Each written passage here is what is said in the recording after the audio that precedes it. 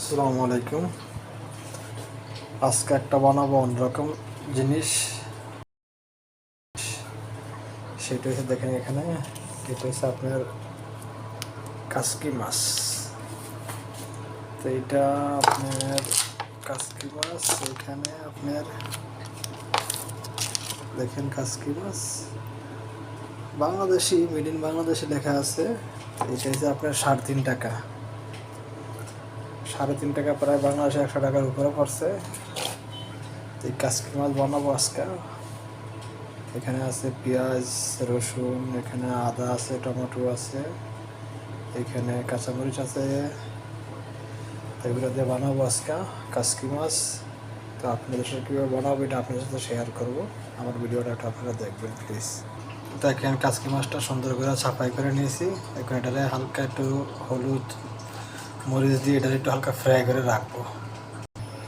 দেখেন এখানে সামান্য কিছু অয়েল দিয়েছি, এটাকে হালকা মশলা দিয়ে একটু মিক্স করেছি। এখন হালকা এটা একটু ফ্রাই করে রাখবো আমরা। দেখুন এখানে হালকা ফ্রাই করতে পারে, সামান্য হালকা ফ্রাই করবো। এটা এটা মাছটা আপনার আস্তে থাকবে, ভাঙবে না। দেখেন হালকা ফ্রাই করতে, হালকা ফ্রাই করে নেব। এখানে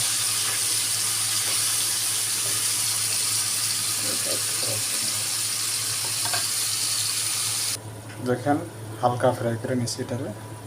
এখন এটার উপরে আপনার আবার নতুন করে আপনার মশলা দিয়ে এটাকে আবার তৈরি করব। তো এখানে দেখেন আমি আদাগুলোর এভাবে ইয়ে করে নেব। আদাগুলোরে দেখেন এখানে রসুনগুলোও আমি একবারে ব্লেন্ডার করে নেব। এখানে এরকমভাবে করলে আপনি জলদি হয় আর কি। তো অবশ্যই আপনার তো আর ওই কী আমাদের দেশে কী বলে ওইটারে পাড়া তো নেই এখানে। তো এখান যা করলে সুন্দর হয়। এখানে এগুলো করে বাকি পেঁয়াজ টমেটো এগুলো কাটিং করে দেবো। এখানে এভাবে করে এটারে খুব জলদি করা যাবে। দেখেন এখানে যে আদা রসুন পেঁয়াজ মরিচ ব্লেন্ডার করেছিলাম, ওইখানে এগুলো দেওয়া হয়েছে। এগুলো হালকা আবার ফ্রাই করা হবে।